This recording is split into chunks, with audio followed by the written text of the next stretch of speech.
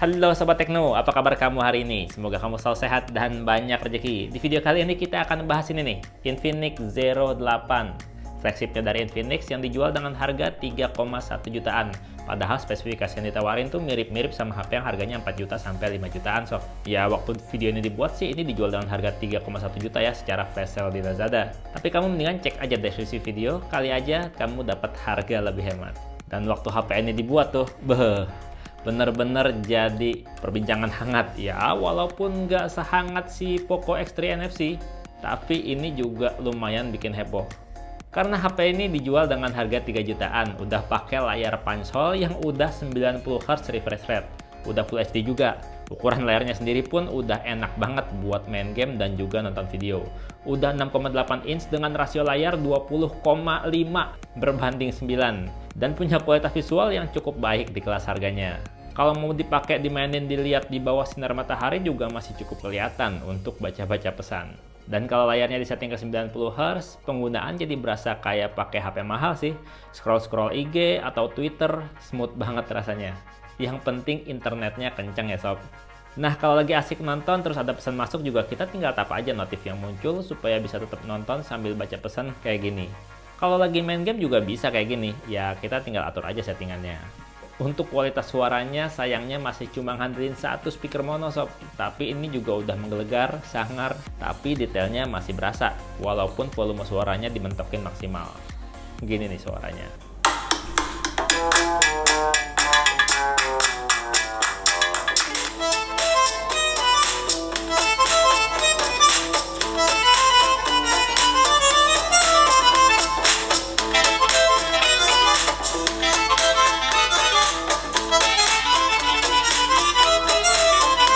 Nah, kalau untuk bagian bodinya, ya emang sih ini masih dari bahan polikarbonat. Tapi kamu bisa lihat sendiri, ini tuh keren bisa mantul-mantul cahaya pelangi sob.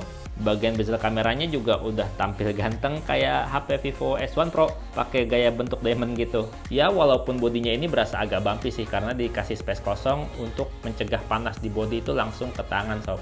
Jadinya berasa adem HP-nya. Tapi ini masih berasa lebih solid loh dibandingkan Poco X3 NFC karena ini nggak terlalu bumpy kayak Poco X3 NFC.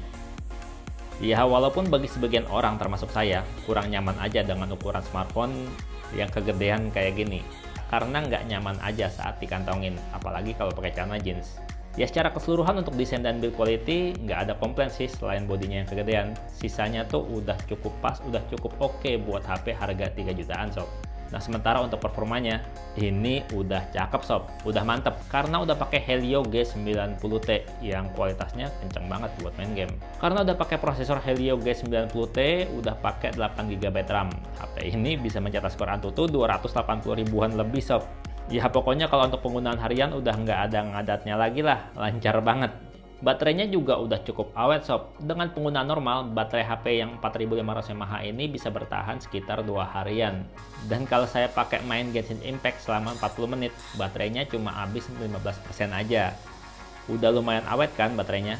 Ini Genshin Impact loh. Game yang gede dan berat grafisnya. Sementara kalau untuk ngisi daya, kalau pakai charger bawaan yang udah 33 watt cuma butuh waktu 1 jam lebih dikit untuk ngisi sampai penuh. Nah, kalau ngomongin Genshin Impact dipakai buat main dengan settingan grafis maksimal dan frame rate 30 frame per second, udah berasa lancar aja sih mainnya. Bener-bener lumayan enak buat main. Ya ada sih kadang drop frame, tapi masih nggak ganggu, masih asik buat main game ini. Kamu bisa lihat sendiri di layar, gimana performa grafisnya. Nah kalau main game genre FPS kayak COD Mobile, ini juga udah asik banget sih. Karena ada fitur magic button yang bisa bikin tombol volume jadi tombol L1, L2 gitu. Jadi mantap banget buat main. Tapi saya sih nggak pakai ini, karena lebih nyaman main dengan 4 jari di layar semua kayak gini. Lebih responsif sob, baik kitanya maupun HP-nya.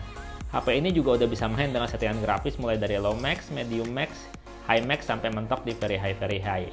Dan kalau saya main di settingan grafis high max, lancar banget sob. Udah mantep banget, udah enak banget. Di season sekarang aja buat Battle Royale saya udah legendary sob. Untuk sensor-sensornya HP ini juga udah lumayan lengkap sob. Ya walaupun nggak selengkap Poco X3 NFC yang udah ada NFC-nya. Kalau ini belum punya NFC. Tapi sensor dasar udah ada semuanya. Buat kompas udah bisa, sensor giroskopnya juga udah mantap banget buat main game. Kalau buat main PUBG, buat main COD Mobile udah nggak pakai delay gyronya. Enak banget. Kalau buat sensor sidik jari juga posisinya udah kekinian. Ada di sisi kanan, jadi satu sama tombol power. Jadi posisinya gampang banget di tap sama jempol kita. Ideal banget lah pokoknya posisinya. Performa baca jarinya juga udah cepet banget. Kalau mau pakai penelan wajah juga udah bisa banget diandelin. Udah cukup cepet banget baca wajahnya. Iya, pokoknya HP ini udah enak banget untuk kelas HP harga 3 jutaan. Udah enak banget buat penggunaan sehari-hari, baik cuma sekedar komunikasi, buat hiburan multimedia, buat main game, apalagi buat cari rejeki. Ya emang sih kadang agak nyebelin juga ya, karena ada iklan-iklan dari aplikasi Palm Store-nya ini, jadinya suka agak ganggu. Tapi itu nggak apa-apa, itu bisa dihilangin dengan cara dinonaktifin aja aplikasinya. Ya tahu sendiri, Infinix ini HP harga terjangkau. Supaya lebih terjangkau, ya dia cari penghasilan selain dari jualan HP, cari iklan. Fitur-fitur bawaannya juga udah bikin betah pakai HP ini. Ngomong-ngomong, ini HP udah pakai XOS Dolphin versi 7 UI buatan sendiri yang udah berbasis Android 10. Jadi HP ini udah bisa dark theme ya, udah bisa mode gelap. Terus ada fitur DTS Sound yang bikin suara makin asik kalau lagi pakai headset. Mau cuma nonton video ataupun dengar musik, suaranya asik. Masih ada juga FM radio yang mesti pakai headset kalau buat pakainya sebagai antena. Ada juga Social Turbo yang bisa bikin internet cuma buat WhatsApp doang, jadi internetnya irit nggak boros. Terus lampu selfie-nya bisa jadi LED notifikasi, ya walaupun cuma buat aplikasi pesan WhatsApp aja. Ada juga game mode yang dilengkapi dengan fitur magic button yang tadi udah saya bahas pada saat main COD Mobile ya. Bisa bikin tombol volume jadi L1, L2. Ada juga nih smart panel yang memudahkan kita mengakses aplikasi penting dan fitur penting cuma dengan slide layar dari samping kayak gini sob. Sayang aja sih sob, untuk fitur aplikasi ganda udah nggak ada di HP ini, padahal ini RAM-nya gede, storage-nya juga gede. Kenapa aplikasi gandanya dihilangin? Nah, kalau ngomong-ngomongin bagian kameranya, untuk HP ini kamera selfie-nya ada dua dan kamera duanya itu nggak main-main sob. Kamera utama selfie-nya udah 48 megapiksel dan satunya lagi adalah wide selfie 8 megapiksel dan udah dilengkapi lampu selfie. Hasil foto-foto ultrawide selfie-nya gini sob. Untuk kamera selfie wide hasilnya lumayan, nggak perlu mundur-mundur jauh. Bisa foto selfie rame-rame, nggak perlu tongsis lagi, tapi hasilnya tetap cakep. Nah, kalau untuk hasil kamera selfie utamanya gini. Udah cakep banget, detail banget, dan warnanya juga udah bagus. Nggak pucet, tapi juga nggak berlebihan. Ya lumayan asik lah hasil foto selfie-nya. Sementara kalau untuk fotografi, 4 kameranya ini konfigurasinya kayak gini sob. Paling atas itu kamera ultrawide 8 megapiksel yang bisa juga jadi kamera makro. Dan yang paling kiri adalah ultra night video kamera 2 megapiksel. Kemudian yang tengah adalah kamera utama 64 megapiksel dengan aperture f1.8 dan ini udah pakai sensor Sony IMX686 loh. Yang kanan adalah kamera bokeh 2 megapiksel. Untuk UI kameranya udah lengkap sih, pengoperasiannya juga udah lumayan enak, cuma nggak ada shortcut untuk ngaktifin mode makro. Jadi kalau mau foto-foto makro, kita harus masuk ke mode kamera ultrawide, terus ditap deh bagian yang mau difokusin. Dan hasil kamera makronya jadi jauh lebih baik dari HP-HP 3 jutaan lainnya. Sama Poco X3 juga ini lebih oke, karena udah 8 megapiksel dan juga udah autofocus sob, jadi nggak pixelate dan nggak burem karena gagal fokus. Kalau untuk foto-foto ultrawide ya kayak gini, udah cakep, udah mantep, walaupun kadang-kadang HDR-nya suka nggak jalan. Jadi langitnya kadang nggak kelihatan cakep. Nah, kalau untuk foto-foto kamera utamanya hasilnya udah mantep. Walaupun mestinya bisa dimaksimalin lagi mengingat hardware-nya udah bagus, detailnya dapet, tone warnanya juga udah enak, tapi masih berasa kurang nendang aja sih. Semoga aja ya ada update firmware untuk bikin jadi lebih berasa jos hasil fotonya. Kalau buat foto-foto malam juga udah asik, udah dilengkapi mode malam yang bikin cahaya-cahaya lampu nggak overbright dan bagian yang agak gelap jadi kelihatan detailnya.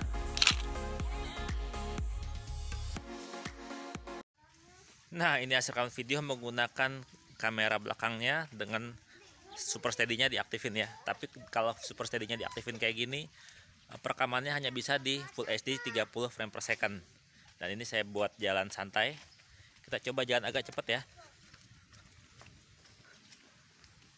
Lumayan stabil sob. Lumayan stabil segini. Walaupun agak sedikit jitter ya. Tapi segini itu lumayan stabil. Kali ini ada rekaman video menggunakan kamera depannya dengan Ultra Steady diaktifin. Ya, kalau Ultra Steady diaktif, artinya ini di Full HD dan 30 frame per second aja. Kualitasnya ya lumayan stabil sob. Jadi udah bisa lah dipakai buat vlogging-vlogging kayak gini. Sambil jalan-jalan, santai, kalau lari-lari masih agak sedikit bergetar. Overall ya sob, di harga Rp3.099.000 untuk harga flash sale-nya, Infinix Zero 8 ini tuh udah lumayan menarik, udah asik karena dia punya layar udah 90Hz, layarnya juga lega, jadinya enak banget buat main game. Performa buat main gamenya juga enak banget karena udah pakai Helio G90T dan ini pakai RAM 8GB dan storage-nya juga lega. Baterainya juga awet, ngecasnya juga lumayan cepet. Ya kecuali kalau kamu belinya dapat harga normal ya, jadi kurang berasa menarik sih. Kira-kira menurut kamu lebih asik mana? Antara Poco X3 NFC atau Infinix Zero 8? Coba deh komentar. Udah segitu aja dari Bang Tekno. Bang Tekno pamit, sampai jumpa di video berikutnya. Bye-bye. Main Genshin Impact lagi. Sementara di bagian sensor juga udah cakep sob, udah cukup lengkap. Ya walaupun nggak selengkap Poco X3N, susah banget ya ngomong. Itu Poco ya. Overall di harga Rp3.099.000 untuk harga flash sale, Realme